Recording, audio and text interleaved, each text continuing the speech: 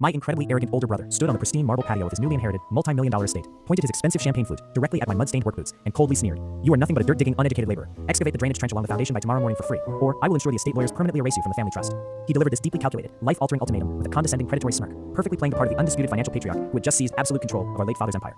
He demanded I quietly provide backbreaking, heavily discounted manual labor to protect his sprawling property from water damage, treating me less like his own flesh and blood and entirely like a pathetic indentured servant who should be incredibly grateful just to breathe the conditioned air inside his immaculate property. The entire, sprawling outdoor terrace immediately descended into a suffocating, heavy silence. His inner circle of wealthy, parasitic corporate associates and sycophantic friends who had invaded the property to celebrate his massive inheritance simply laughed into their crystal glasses, completely participating in my public humiliation. His new wife, completely manipulated by his relentless financial conditioning, simply stared down at her expensive designer phone, completely refusing to defend her own brother-in-law. I was the absolute pariah of my own bloodline, the solitary blue-collar worker surrounded by a tight circle of self-appointed social elites who firmly believed my calloused hands equated to a severe lack of intelligence. I felt entirely isolated, drowning in a manufactured social dynamic where my professional dignity was systematically erased.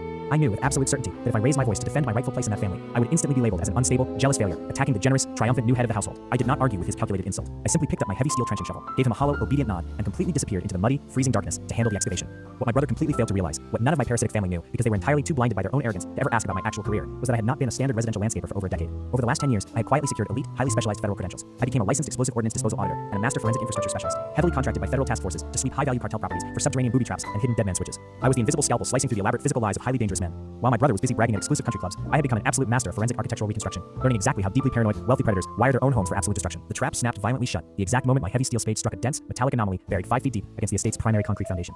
I carefully cleared the wet clay away, revealing a military-grade, waterproof pelican case bolted directly into the concrete. Using my forensic bypass tools, I popped the heavy steel latches and opened the lid. Inside was not a stash of emergency cash or gold. It was a highly sophisticated digital countdown clock, hardwired directly into the mansion's main electrical grid and strapped to a massive, dormant thermite incendiary array. By analyzing the digital telemetry on the display, the horrifying, deeply psychotic reality instantly clicked in my brain. The timer had been counting down from exactly 10 years, the exact day our deeply paranoid father had drawn up his final will, and it only had 3 days left. Our father had rigged his own estate to burn to the absolute ground if his chosen heir failed to find and disable the vault, ensuring no one could steal his hidden offshore bearer bonds if they didn't know his secrets. I rapidly captured the telemetry, severed the secondary detonator cap, and marched directly back up to the illuminated patio. My brother was still sitting at the head of the glass table, arrogantly demanding to know if I had finished the grunt work. His triumphant smile instantly vanished when I dropped the heavy, glowing digital clock interface directly onto his crystal table. I did not yell. I simply slid my secure diagnostic tablet across the glass, displaying the live encrypted federal alert I had just triggered for the immediate discovery of a domestic incendiary device. Because the property was now legally registered as a high-threat explosive hazard under his name, the federal injunction instantly froze his inheritance, mandated an immediate total property seizure, and left him facing decades of federal questioning. All the color instantly drained from his face, leaving him pale, stuttering, and physically shaking as he realized his pristine, impenetrable empire had just been entirely dismantled by the dirt-digging laborer he had humiliated hours ago. I did not wait around to listen to his desperate, frantic excuses, nor did I entertain his pathetic attempts to bribe me to somehow undo the federal transmission. I calmly packed up my specialized diagnostic gear, walked off the terrace without looking back, and left him standing completely alone in the rapidly collapsing ruins of our father's psychotic deception.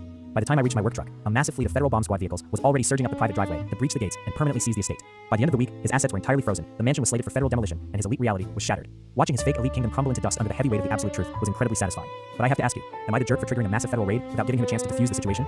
Or did he entirely deserve everything coming to him? Drop your verdict in the comments.